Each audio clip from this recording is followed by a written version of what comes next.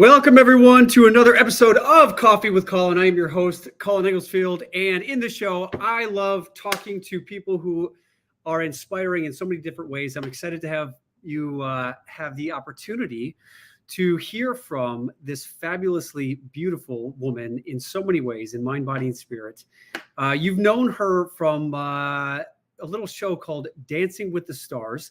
But she is much more dynamic than that. She is also a speaker, an author. She's an advocate for mental health.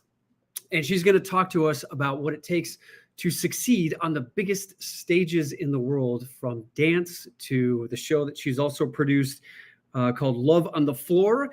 She has won the Mirror Ball Championship 2 times, counted 2 times on Dancing with the Stars, and that is no small feat.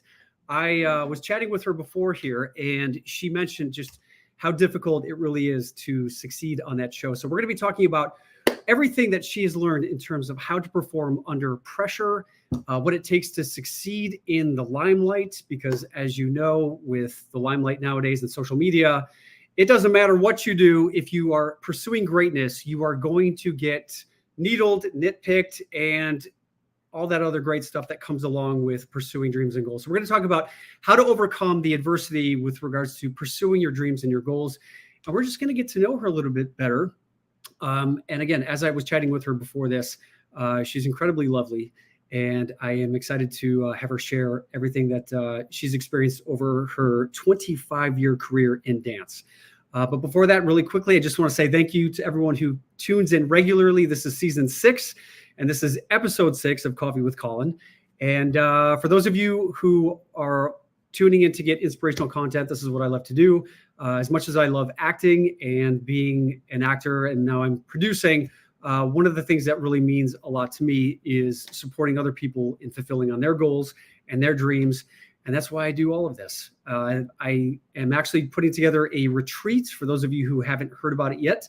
It is the Inspire Personal Branding and Rejuvenation Retreat, November 10th through 12th in Scottsdale. Maybe we can get Cheryl to pop over, show us how to dance and do a little salsa.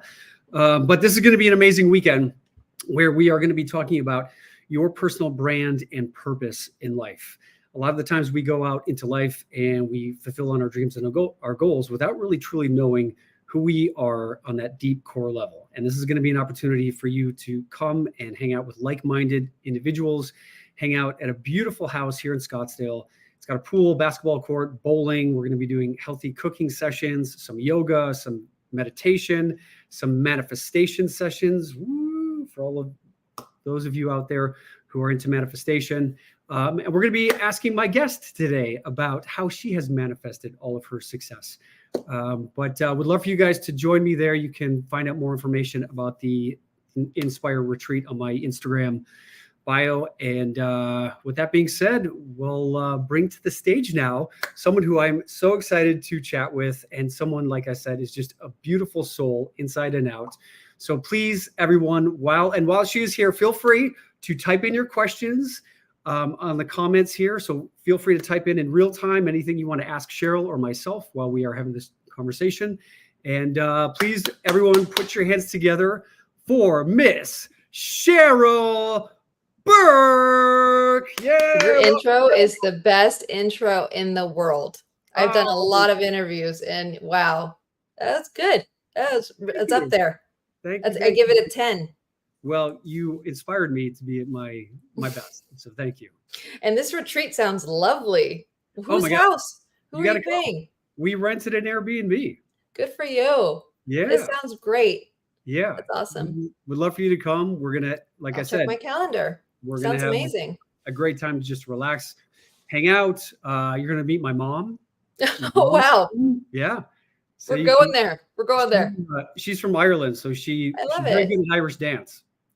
Okay. Yeah. Have you ever learned Irish dance? No, actually, I haven't. I mean, I haven't learned much other than ballroom, I think. I mean, I did ballet a little bit when I was 4 to 11, grew out of my tights and decided to put the rhinestones and fringe on instead.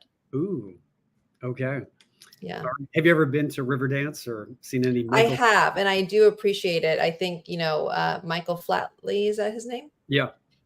Wow, talk about very smart businessman, but also very effective what he created. So I respect all the different styles of dance. I just, when you are so focused on one style, for me at least, I try to be the best at whatever I'm doing, and I don't believe in necessarily multitasking. I think that is that how do you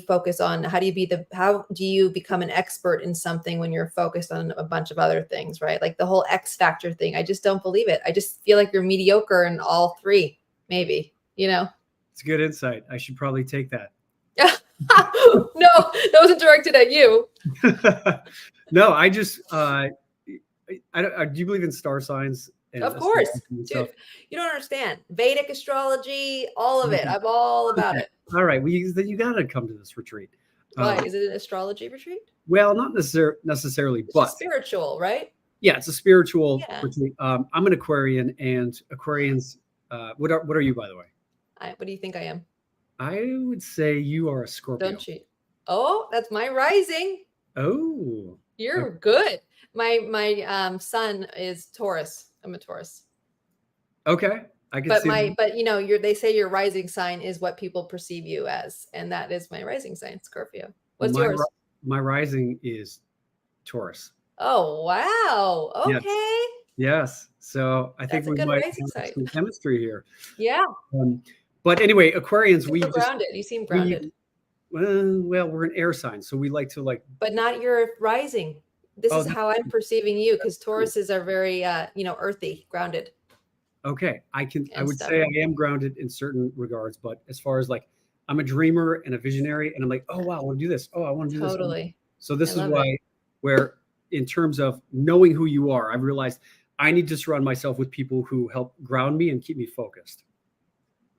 I hear you. How about you? Who are the people that you put in your front row to support you? Oh, well, I think coming from a very strict, I guess, schedule as a competitor before even coming here to Los Angeles, at age 13, I was already traveling the world competing. I did go to school, and that was the thing with my mom. I was blessed to have a parent like my mother who was able to support my dancing career, because it's not cheap by any means, but my brain and just the way I work, it's it's all or nothing. And that's who I am, and that's part of my addiction, and that's everything. So it's now, being sober, it's I really am honing in on whatever I want to accomplish, I accomplish, and there's no stopping me. Right. So in a way, that's a good thing. And it's also a bad thing. It's with ballroom in itself, it's a world competition activity or sport or art, however you want to say it. And it is very much like the Olympics. We train every single year for this big competition called Blackpool. And it was, and it's like our Olympics every end of May in Blackpool, England, which is very interesting. I lived in England every summer, would train with the best of them. And, with that came a lot of strict coaches. And, you eat, sleep, poop, ballroom, and this is it. And I didn't watch TV, so I know nobody, meaning literally, I think the only person I knew out of all my 26 partners on Dancing with the Stars was Ian Ziering, because my mom only let me watch an hour a week of television, and it was Wednesday nights, 90210. I don't know what network it was on, but that was it. So I know the whole cast, the original, right? Version. You were from age 13 on? Mm-hmm. Yeah. So from 13 till I got Dancing with the Stars, which was, I think I was 21. I had just turned 21. Yeah. Okay. And it was interesting because it was my mom let me take a year off of school after I graduated from high school. And I just wanted to focus on dance. And literally, I was a starving dancer living in Harlem with my partner / boyfriend at the time, 136th and Adam Clayton. Holla. And then I randomly got this call that they wanted to recruit more dancers to be on Dancing with the Stars. And I was like, no. I watched the first season. And I was like, this is so cheesy. This is not going to last past the first season. And mind you, back then, I would say, I don't like to say, I've said this a lot, that ballroom is a man's world, but it is, because it is that old school, lead follow. And in a way, in order to create the artistry that we do, you have to have one person has to be assigned the leader, and it has to be, the male dancer for the most part, which then in turn, when you are getting coached and traveling the world, it's like, this is how these people live. It's like the man leads and the woman follows. So my opinion was never asked, and I didn't really know who I was. And so doing something like Dancing with the Stars was kind of like, I couldn't talk in front of the camera. First of all, like my voice, I had a slight English accent, a high pitched mousy voice, and I just couldn't do it. But dancing was like my way of communication, because I think, it's one thing to communicate through my body, which has come easy to me, which has been a blessing in disguise, has saved my life in many ways. And then it's one thing to translate it into words, which I'm still learning, and I will forever, Me too. Yeah, it's interesting. My artistic expression was painting, drawing, building model airplanes. So I would lock myself in my bedroom. I was an introvert. I had squeaky voice as well. My voice actually didn't change until I was like 26. Wow. And I was super skinny, had the headgear and braces. And so I just didn't want to, I just knew it. So I was like, I don't want any attention on me.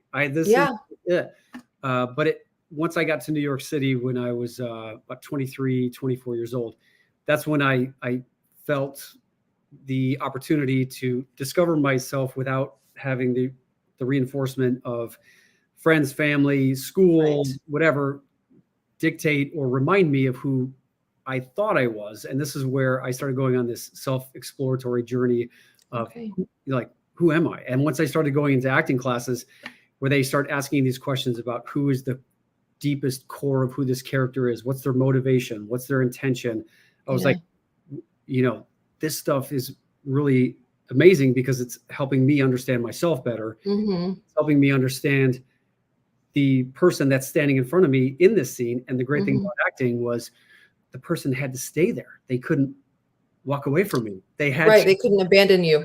Yeah, exactly. Right. So it's like, wow, I'm learning how to communicate authentically. Wow. And from that deeper core place of self-discovery. And that's why I think everyone should at some point in their lives take an acting class or an improv class. No, thanks. You get to discover more about who you really are. And that scares the shit out of me. Sorry, can you swear on here? Yes, you can swear all you want. That's and this, the things that I know, but I have no interest. I have zero interest. That your soul is like, let's do this. Because in that scary uncertainty is the opportunity to discover everything that you ever wanted to know about yourself and other people. I don't know if you remember, but have you ever watched The Sweet Life of Zach and Cody? I acted back in my acting days in 2006. I played myself and I hated every single part of it. I just couldn't. First of all, there was a thing with me in memorizing words that I can memorize like movement, but memorizing words and then like, oh no. And then I'm used to the live process. Yeah. See, I don't like take 1, take 2, take 10. I can't do it. Yeah. See, the live thing really terrifies me. Well, that's why you have to do Dancing with the Stars. Yeah, I know. Or Masked Singer. Is Masked Singer live? No. Yeah, I don't know about that. But I'd like to just kind of back up here. So you started dancing when you were 4 years old. Yes, I did ballet. Okay. And most younger kids, when they start doing something at a young age, you talked about you are an all or nothing type of person. Were you always that way? And was it something where you were like something that you were telling your parents you wanted to do, or were your parents the ones that were kind of pushing you in that direction? What was that like? So I didn't talk much, right? So my mom, I think it was because of the child abuse I had dealt with and the trauma. I was in that state of fight, flight, or freeze, and I was in a way frozen. I also, there was 2 languages being spoken at my home. My mother's Filipina, and she had just built her company from the ground up in '84 when I was born. So as soon as I was born, she focused a lot on her startup company, which was amazing. And then, so in turn, I was basically had a second mom from the Philippines who only spoke Tagalog and I only spoke English. So that had a lot to do with why my mom actually thought I was, had a hearing impairment. So she actually brought me to a hearing specialist who said, no, she's totally fine. She's just going through PTSD, from the divorce that my parents had when I was 2 to, 2 languages being spoken at home, to the child abuse from one of, not this nanny, but we had a driver basically who would pick us up from school and stuff. And, dance for me was the one thing that I never complained about, first of all, when I woke up every morning, and also was a way of therapy and was a way of me being able to express myself, because words weren't my friend back then. And I had, not a lot of self-esteem, not a lot of confidence. Looking back now, obviously I know why. And, there was a lot of trauma that was never really dealt with, nor talked about comfortably, right? Like my mom did the right thing. Physical and mental. Correct. Yes. Yeah. Yes. For a few years, I even testified against my molester when I was like 9 years old. So there was a lot of dark days, but, thank God my mom put me in therapy. Now, she wasn't necessarily able to talk to me about it, but she did the right thing. And, I do credit, I'm a huge advocate for mental health, but especially therapy or any resource. Obviously I know I'm very privileged that I'm able to seek therapy, but there's so many different resources out there nowadays. And you just need to get it out of your body, because, the body does keep the score, and it can turn into a serious, problem down the line if you don't deal with it. Yeah. I think that's one of the things that I love about acting, is that without even realizing it, going through doing these scenes and cycling through the emotions of my character, it was very cathartic and therapeutic, because I felt like I was able to get out a lot of this angst and frustration that I was experiencing in my personal life. And so I had this outlet every Monday and Tuesday night to go and just be like, blah, I kill you, I love you, and for, so there was that physical component of it.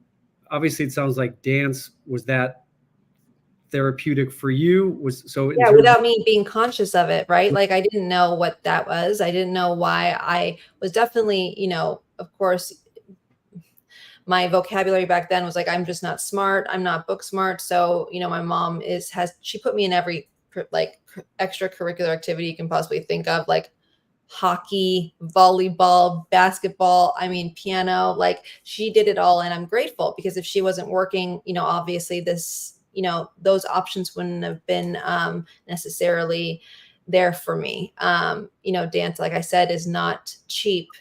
And my mom had known at an early age that I, maybe wasn't fit for textbook. Like I'm not going to be the girl that goes to Harvard, at a younger age.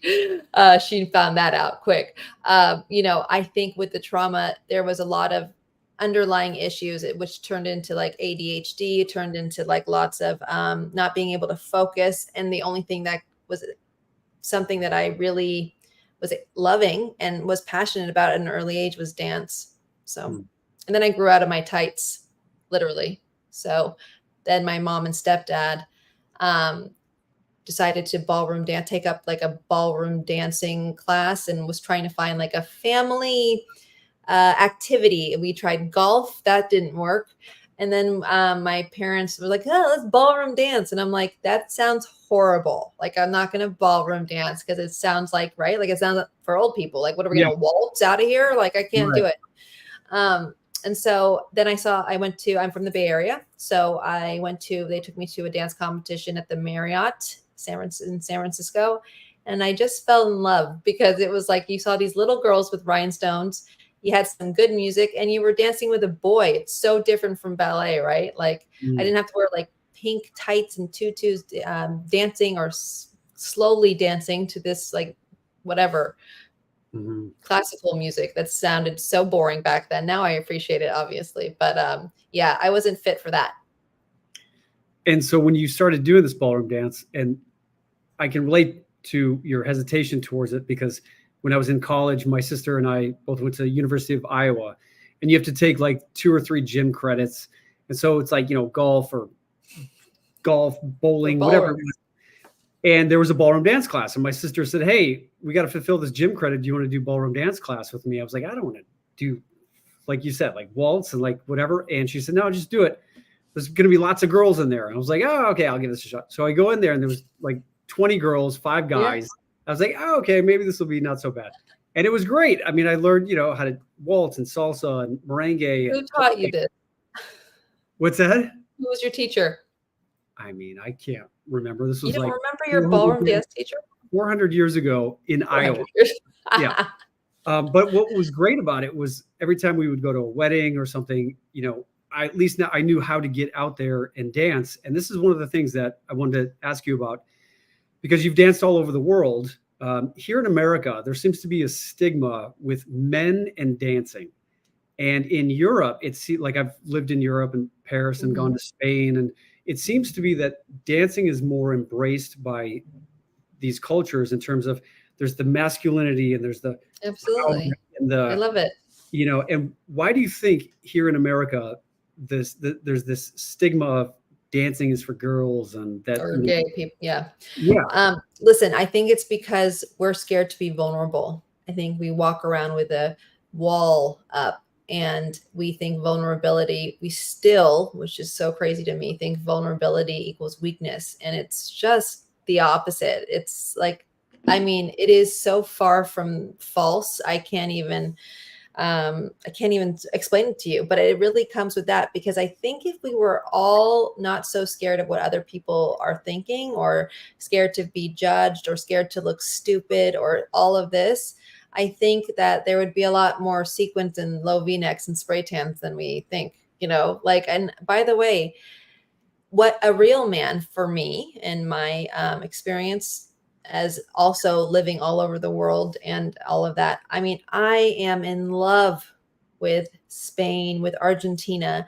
And, there is, especially nowadays, it's like women in the States, I feel like, including myself, it's like we celebrate the hustle instead of, and then when you live in Europe, people are like, you're crazy. You work that much? Like you have zero balance. Like people, overseas, they take siestas, they eat, there's no sense of time, because what is time anyway, right? And at the end of, oh God, Mickey Mouse is out again.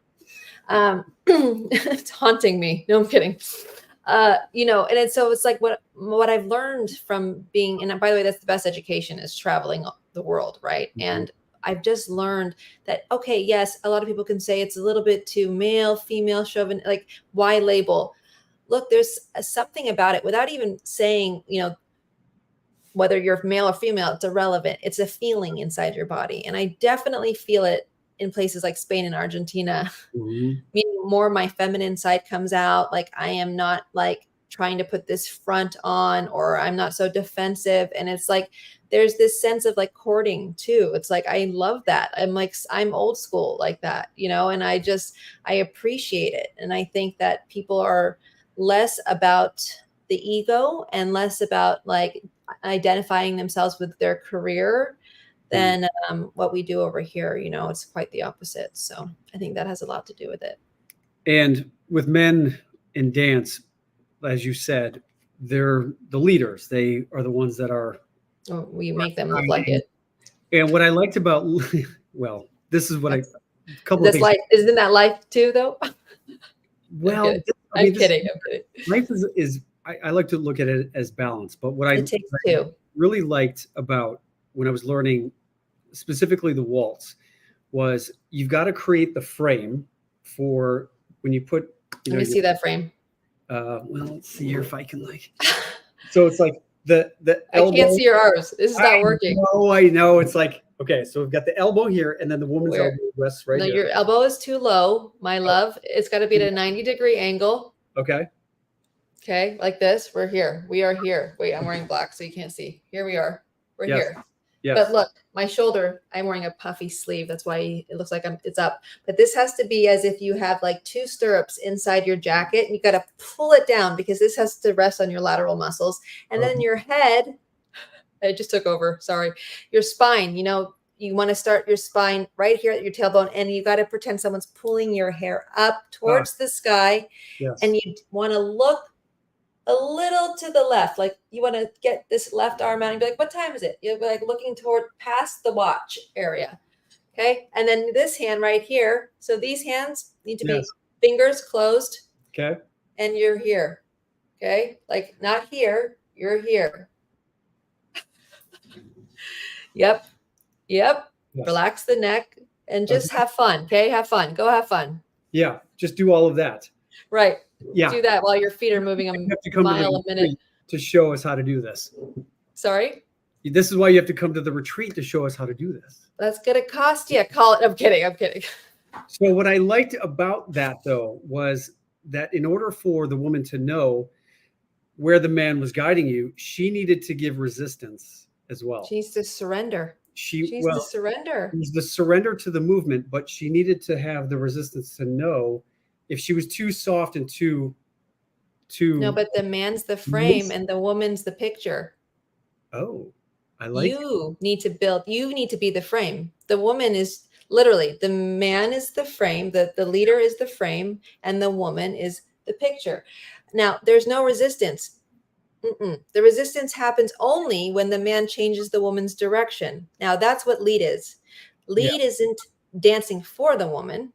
Lead is like, okay, well, now the man has decided in his head, he's one step ahead of the woman, that like, if you go to a salsa club, you see these random people dance with each other. They've never met each other. Sometimes you see some of these old, amazing guys literally dancing with two girls. They've got to think ahead of the game, right? Like you got to know when the girl's turning. Had to have already made that decision up in your brain. And the girl has to surrender to the change of the direction, which is what lead is. Yes, I love that. So how do we get men to think one step ahead of women? You just have to be confident in your decision making. There you go, men. See, you hear that? Straight from Cheryl's mouth. And make it as comfortable as possible. Don't break my arm when you're doing that. You know, you gotta be a little bit more compassionate and less selfish. Look, selfish for spiritual work is great. Now, selfish though, when you have two people dancing, ballroom dancing together, it's not good. You know, you have to be selfless. And same thing on Dancing with the Stars. You don't shine if you show yourself off. You shine when you show your celebrity off. Point blank. This is called Dancing with the Stars, not Dancing with the Pros. Wow, look at this. I mean, I feel like I'm getting trained already. You really are. You can hear more about it on Sex, Lies, and Spray Tans on my new podcast. But yes. I'm getting a lot of trouble for that one. So just in terms of you're dropping nuggets of gold here. I think we need to put together Cheryl and Colin's principles for how to live a better life. So far, we have vulnerability. Of course. We have compassion. We have to be compassionate. We have to be selfless. Yes. But selfish. Yes, first. Selfish first, right? How can you be selfless without being selfish? And I think a lot of people they struggle with making decisions that most people would consider were selfish. So and this is where I think a lot of people grind themselves into the ground, always being out there and taking care of other people without taking care of themselves.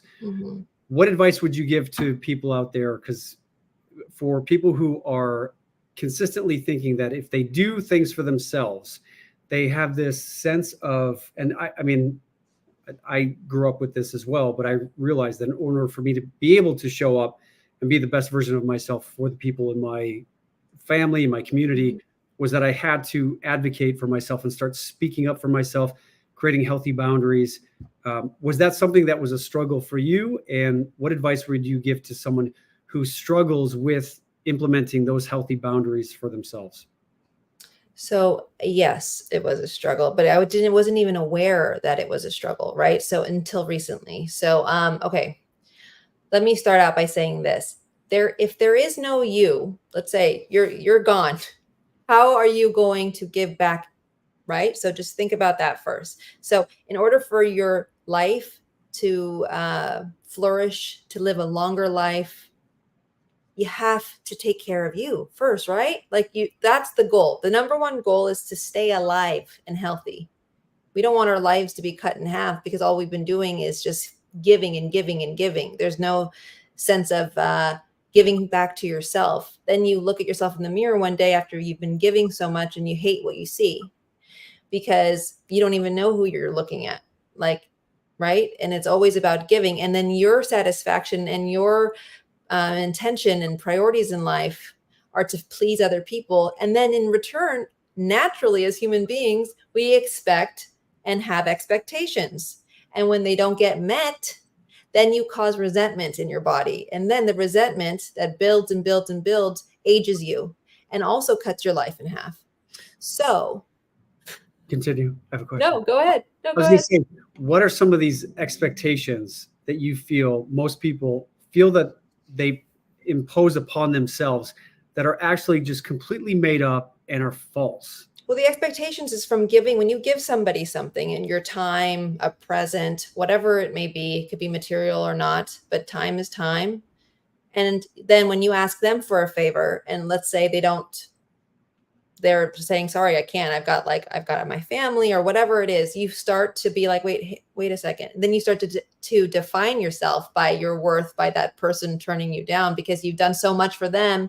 And you have to kind of ask yourself, like when you do something for somebody, when you give money to someone, or when you let somebody say, borrow money, you have to expect them not to return it in general, I think in general, because you're always with expectations.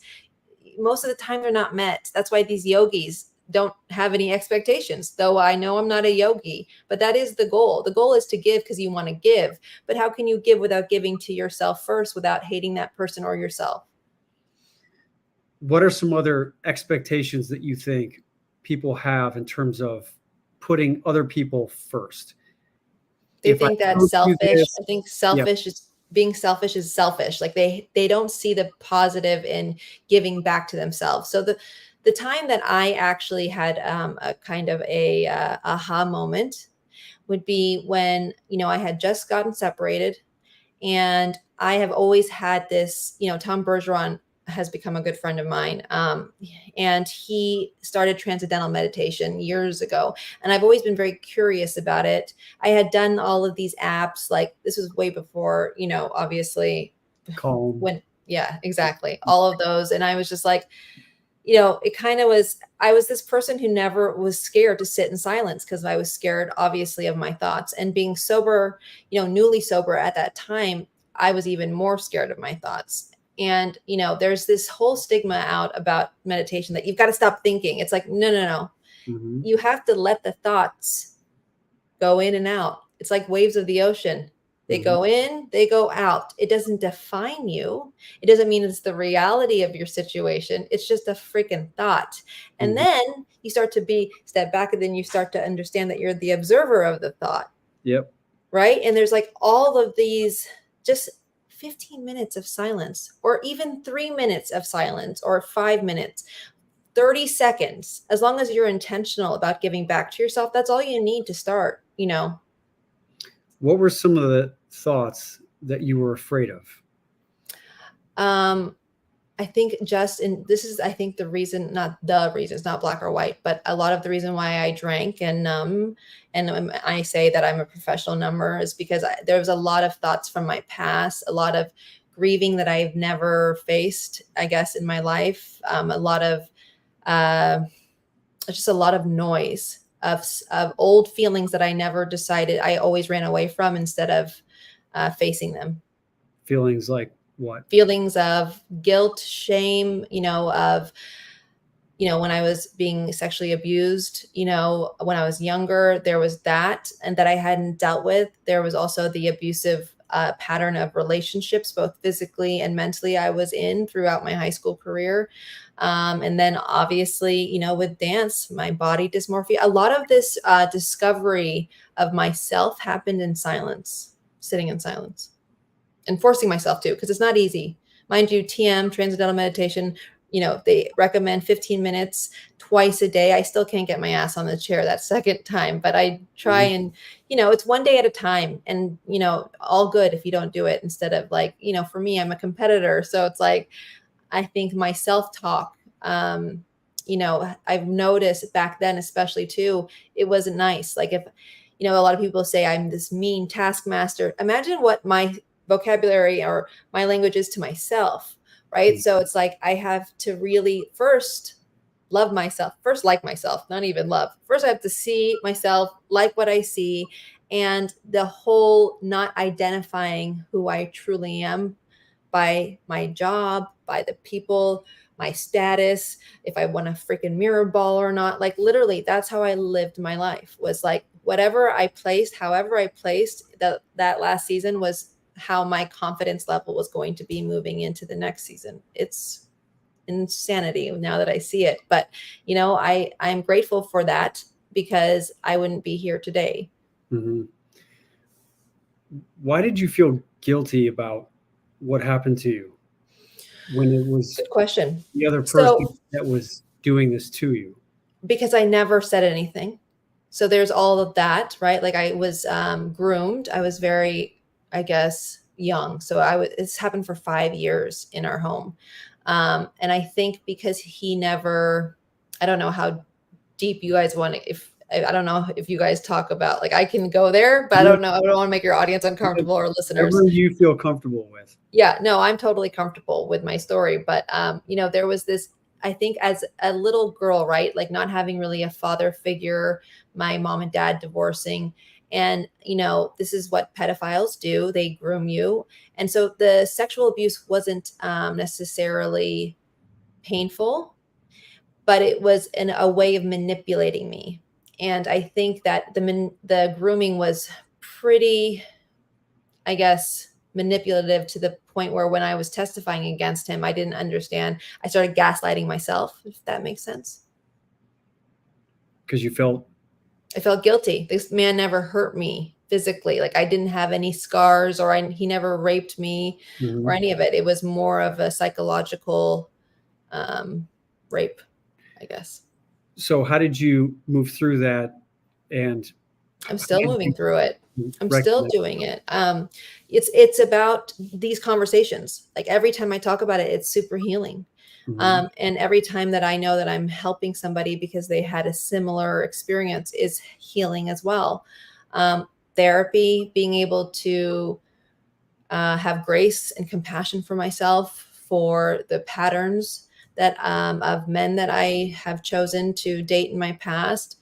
Right now, I've been divorced now for a couple of years, but it's like I'm choosing to date myself. I haven't really been, I've been on a couple of dates, nothing to brag about. And for the most part, I'm alone, and I choose to be alone right now because I need to retrain my brain.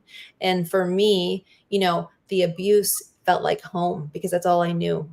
And so I know that, my subconscious, if I go out there, first of all, I refuse to use a dating app, but like, regardless of that, I know I will fall for the same pattern, and I'm trying to be conscious as much as possible and present, so that I don't do that. But that takes a lot of work.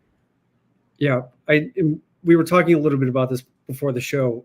Everything you do is, as I mentioned, from what I can tell and what I notice, and I know a lot of people see this as well, is that when you show up on TV, on screen, whether it's dancing or just in your interviews, you lead with your heart. You lead with what we talked about earlier, compassion. You lead with love. And that says a lot about who you are in terms of going through these traumatic experiences and being able to move through this. Thank you. What made you decide that you needed to really do this introspective work that allowed you to start healing this process? Oh, I had to. This was my, it was either I was going to go down the rabbit hole of drinking myself to death, or I was going to face everything head on. And though it wasn't necessarily the easiest path, it is freeing. And I believe that I believe that one of the main goals, I think, and intentions of being human in general is to feel free. Right. And what advice would you give to someone who's maybe going through a similar experience where they're feeling those same feelings of guilt and shame and are afraid to speak out or go seek help? What could you share? Well, first of all, you're not alone. And what I have found very helpful is every time I talk about it and I'm really honest and authentic to my feelings and I take accountability for it, it takes a little bit of the shame away. But that has to be done by not necessarily talking on a platform like this, or you just have to write about it if you don't feel comfortable. It's just a little bit at a time, but you got to get it out. You got to get whatever you're feeling. Maybe you don't know, the reason for you being, the way you are. And let's say you have temper tantrums once in a while, you just have to try and stay conscious enough to notice the feelings that arise in your body and literally use a stopwatch or your phone, time it, because it goes away really fast if you face it. It's not as scary as we think. It's a lot. It may seem like it's easier to run away, but I'm telling you, it just comes back tenfold. And it's worse. And I've actually studied transcendental meditation because when I was going through my acting journey, I was just dealing with a ton of nerves and anxiety whenever I would get hired for a show. And it was right before I was doing the reboot of Melrose Place. And I was all excited. And then everyone started telling me like, oh my God, the previous Melrose Place was this huge hit. You're going to be this mega star. Wasn't as big. And all of this, like, it was just like this. Yeah. The pressure. I was like, shit, this is like maybe bigger than am I going to be able to do this? Am I going to be able to live up to the expectation of what the previous show was all about? And I literally was like, my heart was racing, and I was like, whenever I was thinking about it, it was hard to breathe. And so a friend of mine teaches transcendental meditation. His name is Light Watkins. I don't know if you ever heard of him. Of course. Okay. So he, for a week, went to his place in Venice, California. Did he give you a mantra? Oh yeah. You did the whole ceremony? Did you? No, not with him. No, I didn't with him. No, I only know him. I know him from Instagram. We haven't met. Okay. So he's great. You should have him on your podcast. Yeah, I would love that. But what I learned and what you just said was that he talked about when our thoughts do come up, we are the observer of our thoughts, and that we don't have to be swept up in the emotion or the story or the drama of our thoughts. And that when we sit and we are in this meditative state, when the thoughts do come up, then we can just look at our thoughts and choose whether to engage with them or not. And I think she's frozen. I'm here. Oh, there you are.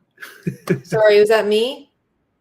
Probably. I'm not sure. My Wi-Fi sucks over here. Yeah, I'm here. Okay. Am I good now? Are we frozen still or no? No, we can see you. It's a little grainy, but we're good. We can hear you. Okay. But I'm not sure what you said in terms of when our thoughts do come up, we get to choose whether or not to engage with that thought or not. And this was incredibly powerful because I realized that when these sensations of anxiety and stress come up, I started to look at it as, okay, what is this? Where is this thought of anxiety, or where's this feeling of anxiety coming from? And it was coming from the expectation that I needed to live up to this idea of what the old show was. And by going back inward and focusing on just what I could control, which was bringing myself to the words and to this project.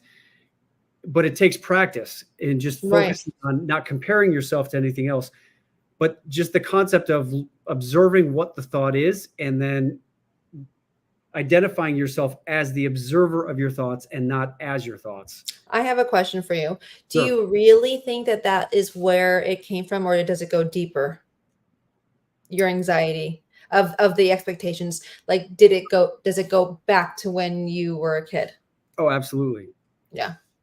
And it's the idea of who I decided I was based on my experiences growing up in terms of deciding that I needed to be perfect in order to receive attention and love, needing to be strong and macho. Or maybe not, like are you like, I always ask this with myself as well, like I'm not good enough, like why am I doing all of this, like am I not enough? And that's the self-talk, And this is, I would say, just from what I've read and what I've studied, and as a certified life coach, these are the things that most coaches will say, and studies have shown that the predominating thought of most people is, I am not good enough. And so we've got like 8 billion people running around this world with this predominating operating system of, I'm not good enough. I'm Which not is good why enough. they think dancing is for his, like, it's a full circle. Yes. It's like, that's why they're so quick to judge. That's why the ego is louder than the soul. It's all of it. It's like, that is why. And that's why it's so important to do this work if you truly Yes. want to be free Mhm. of the prison of these thoughts that can keep us from going after what we truly want to in life. And you said something earlier too. You're like, this is not the reality. Like, all of this, like, you will start to believe your own thoughts. And this comes back to like manifesting and all of it. It's like, this is why you have to be very careful with your words and with what you say out loud, let alone, because that is, in a way, when people are like, oh, whatever you say, it's going to manifest. It's not that simple, but like, yes, that's the Cliff Note version, because like, first you had to have thought about what you were going to say before you said it. Right. So, at the end of the day, you got to acknowledge it. You can't run away from it, because that's just going to get louder, but you just face it and you're like, this is not real. I have this thing that I do when I start to freak out on myself, and it's, I basically go, I am enough.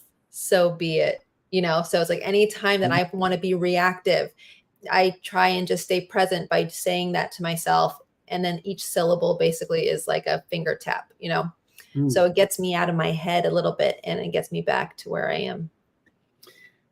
In terms of your journey going through Dancing with the Stars and being a performer in front of millions and billions of people, did you ever have these thoughts? You just made me nervous.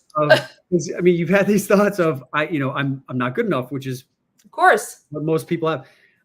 How did you show up and perform at your best? And did you have to do did you learn any sort of like relaxation, breathing exercises that helped you get focused and prepared to go out there to be your best?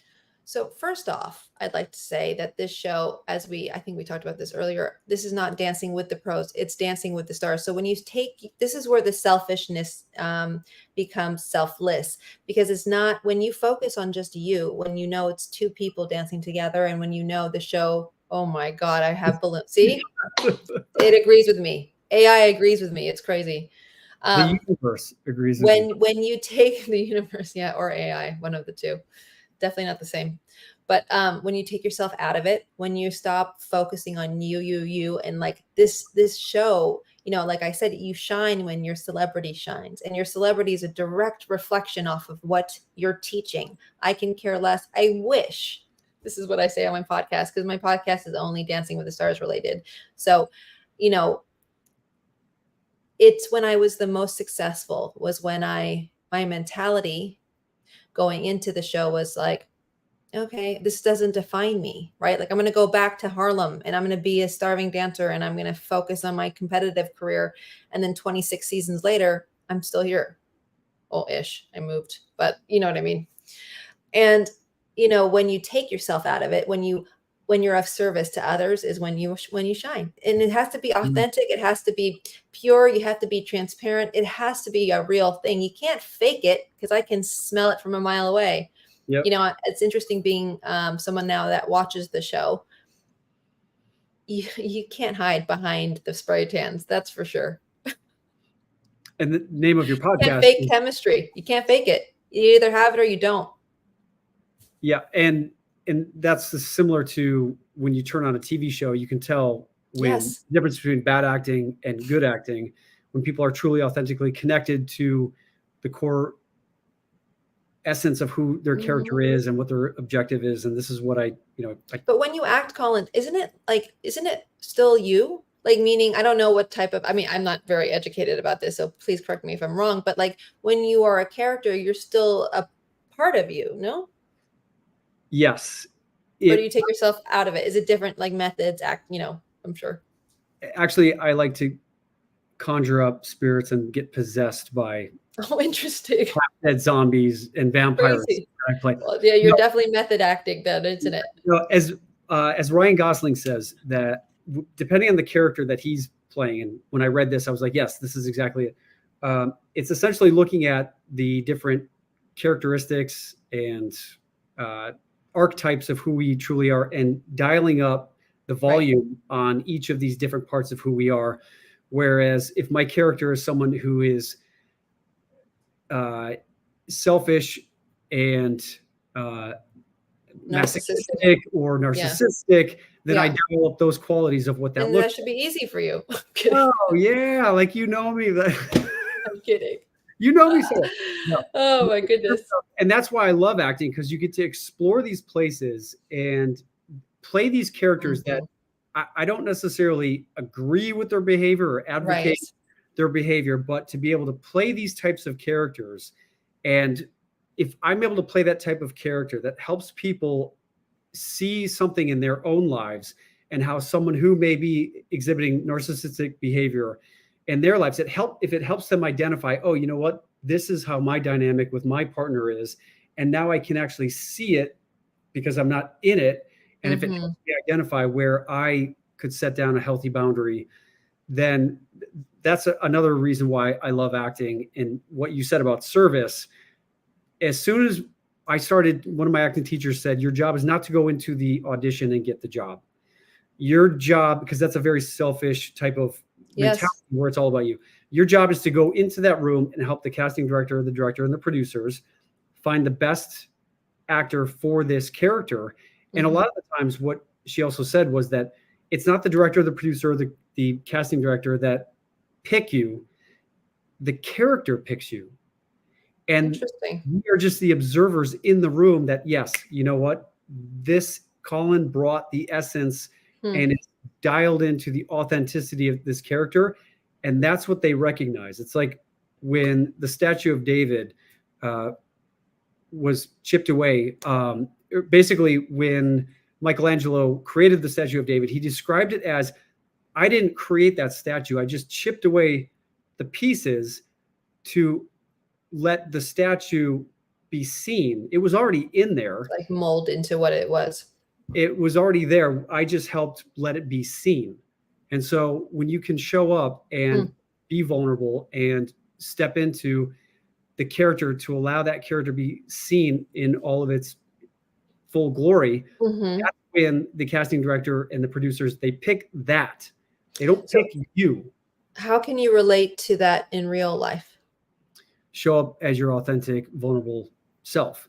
And this is where the work comes in, because most of the time we grow up having to protect ourselves because we may have tried to be vulnerable, or we tried to buy flowers for Mary Beth DePeter back in. Which is, by the way, though, like all of those stress responses, instead of like, I used to hate myself for that. Like, how come I'm so cold-hearted? But no, I'm thanking myself for saving my own life. Like if I didn't, let's say, for example, have these walls up, I wouldn't be here today. True. We've got to know when to have these healthy boundaries and these walls. What I've learned is that I learned it in order for the casting director and producers to choose you for a role, you got to get out of your own way. You got to remove your ego from the situation, and you've got to. How do you do that? Show the world who you really are. Identify those thoughts that are thoughts of the monkey brain, the lazy brain. The lazy brain. And what I've identified is that there's 4 parts of who we are. There's the physical motivating factors we have. There's the mental desires we have. There's the emotional desires we have. And then there's the spiritual desires that we have. And the more you can start to identify when you're making a decision, like the soul, the ego. Is this a soul decision? Is this an ego decision? Yeah. Is this a decision based because physically it's going to make me feel good in the moment, but in my long-term idea of who I am and what my purpose is this going to be of service to that? What's your purpose? My purpose is to inspire people and help them see what is great about themselves, so that they can be supported in fulfilling on their goals and their dreams to make the world a better place. Amen, brother. Amen. Amen. I have another interview at 12:30. You're going to kill me. Oh, no. Okay, real I quick. love how we flipped it. That was a great ending, though. That was a really great ending. Real quick, I want to ask you, for you, my dear, and just want to say thank you for taking the time. Of course. This is great. We should have done 2 hours. This is not enough time. For people to get a hold of you or see where you're at, your Call me. podcast, just call. Yeah, just give her a call. Here's my cell. I've had the same number since I was 16. Is Sex, Lies, and Spray Tans. Yes. Right? Yep. And people can just go on to anywhere you listen to podcasts. Okay. Yeah, anywhere you listen to podcasts. If you're a dancing fan, if you ever watched Dancing with Your Mom, your grandma, if this was a family get together for the past since 2005, this is something you want to listen to, because I just take the fans back behind the scenes, and there's really no bullshit that lies in that podcast. So this is my 3rd podcast with iHeart, and it's so amazing. Like, I had Brooke Burke on. I'm about to interview Tom Bergeron here. And there's a lot of actual feelings and emotions, because dancing consumes your life. And, even from when we had Trista Sutter on, who got eliminated, first celebrity ever eliminated, she had a lot to say, and it's a shame that we don't get that time to express it. So this all falls within what we were talking about. You got to better out than in. That's all I have to say. I love it. Well, Cheryl, Thanks for your time. Thank you. Appreciate you being here. Thank you. And people can follow you on Instagram at Cheryl Burke. Yep, at Cheryl Burke. My website is cheryl-burke.com, and at Sex, Lies, and Spray Tans Instagram account, and listen wherever you listen to podcasts. Awesome. Thanks, Cheryl. Keep up the amazing work. Thank you so much. This was so fun. Thank you. Keep doing your amazing work. Thank you. You too. Okay, bye. All right, take care. All right, everyone. I wanted to talk to her about so much more. I can't believe it's already been an hour, but hopefully you guys got a lot of insight out of what we had to talk about. And yeah, it just goes to show you that when you do this internal work, a lot of the times we try to avoid the things that scare us about ourselves, about life. And as Cheryl said, it's always going to be there, no matter how far or how hard you try to run or avoid it. The only way in which you're going to be able to move through it and come to terms with it and create peace and grace in your life, so that it is not continually rearing its ugly head to stop you and prevent you from being able to step into your true purpose and create everything that you want in life, is for you to lean into it and to be brave enough and courageous enough to just sit with it. And as she mentioned, meditation is a great way to do that. And when we are able to sit with ourselves and our thoughts, as scary as it may be, you just got to remind yourself that you are safe and that you are in a place where they're just thoughts. And these thoughts, when they come up, identify them that you are the observer of your thoughts. And you get to choose whichever thought you want to identify with, or whichever thought you want to be inspired by. And this is a great way to start separating and understanding and identifying yourself with your soul purpose. Because I believe we are spiritual beings here on this earth having a physical experience. And this is where I think the magic happens. And when we are able to play in this environment and in this space of spirituality and not necessarily religion, but tapping into and going internally into what is that soul part of you? What are your soul desires? What is that grander, deeper purpose of you? And this is what we are going to be talking about at the Inspire Personal Branding and Rejuvenation Retreat. We're going to be talking about spiritual purpose. And as we were mentioning here at the very end, if you don't know what your spiritual deep soul purpose is, if you are not connected to that, you're going to go through life being swayed and pushed. You're not going to have the healthy boundaries that are required in order for you to feel fulfilled and to pursue the things that really matter to you. And these are some of the life lessons that I had to learn in order for me to be able to really start excelling and succeeding on the biggest stages in the world. Because as I mentioned, when I was walking into these auditions, I was terrified. The anxiety, the stress, the fear of being judged and all of these thoughts about me not being good enough would rear their ugly head, and it would prevent me from being able to do what I really wanted to do, which was to be acting and playing on the biggest stages in the world. And this is where I've discovered is the freedom in life. By leaning into the things that scare you, by doing the things that scare the crap out of you, you have an opportunity to have a breakthrough in this area. And this is where you're going to have the opportunity to do that at the Inspire retreat. So again, if you're interested, you can click on the my Instagram bio for more information about that. I also have a course called Beyond Impact, and this helps people who are interested in mastering the art of communication. So if you're interested in becoming more confident and more purposeful with your conversation and understand the multi-layers of communication, this is a great opportunity for you to jump on Zoom. We meet every week for 4 weeks.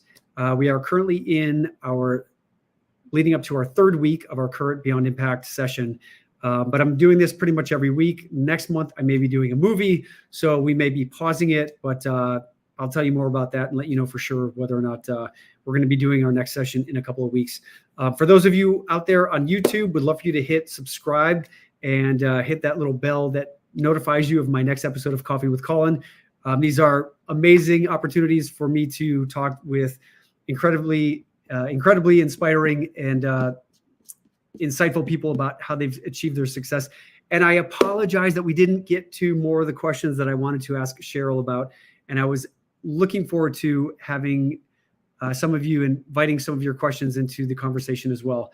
But we got into a deep conversation about self-identity and the things that stop us in life. But again, hopefully you got a lot out of this, and look forward to having you guys tune in for our next episode of Coffee with Colin. And again, for those of you who are interested in joining us November 10th through 12th, we'd love for you to join us. That being said, have a great rest of your afternoon. My name is Colin Egglesfield. You've been watching Coffee with Colin, and sending you all my best to go out there into the world. And as Cheryl asked me, my drive and my motivation is to inspire people to live their best versions of themselves and to see what is great about you so that you can fulfill on all your dreams and your goals. And I'll just leave you lastly with Cheryl and Colin's principles for living a better life. Vulnerability is key.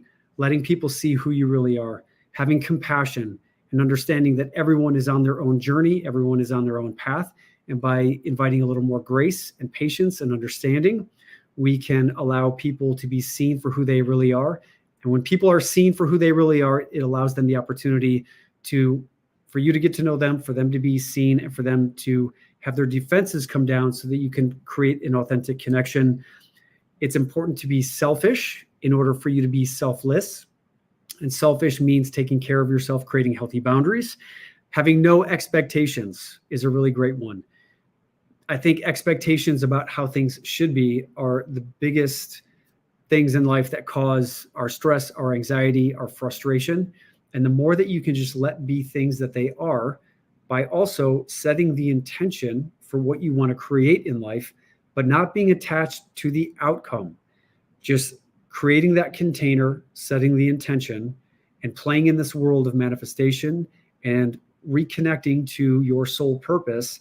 This is where you're going to slowly start to recognize and see how your life is going to start changing and shaping in the ways that you really want it to. And then I liked what Cheryl talked about in terms of allowing your celebrity to shine. Each and every one of you is a celebrity. Each and every one of you is the best in the world at something. And it's important that we look at that, shine a light on it, and open it up and allow the world to see who you really are in order for you to find your tribe and for you to be able to then be of service to others. And finally, that leads us to the last one, being of service to others. And like I said yesterday on Instagram, it is about being a contribution to the world. We each one of us has something to contribute. And the only way in which we are truly going to be living our soul purpose is for us to be stepping into what it is that is of service for other people. Because by being of service to other people, you are opening up and inviting the divine into your life and the divine purpose of who you are, and inviting that energy to flow through you to the purpose that you are in service of. And when you do that, you get out of your own way and you step into flow, and life becomes easier. It becomes more enjoyable. It becomes more fulfilling. Doesn't mean you're not going to run into challenges or obstacles, but it allows you to see the world in a different perspective, not from a place of the world is out to get me and people are out to screw me over. You start to look at the world from a place of looking for opportunities and seeing opportunities in the suffering and in the trauma and in the pain, opportunities for growth, opportunities for self-discovery, opportunities for connection. And when you can start to do this, I promise you, you will be able to start to crack open more of these doors of success and fulfillment. And this is what I'm creating. And I just want to say thank you again for everyone who continually shows up to support. I also offer my community in Patreon. So if you're interested in joining an amazing group of people, we meet 4 times a month. We do Cooking with Colin. We do a meditation session. This Wednesday, we are doing Hour of Empower. And it's a great opportunity for you to stay connected to a wonderful group of people who are like-minded and who are inspired to do great things. And it's just a fun place to hang out. So we'd love for you to join us on my Patreon community. You can go to patreon.com/Colin Egglesfield.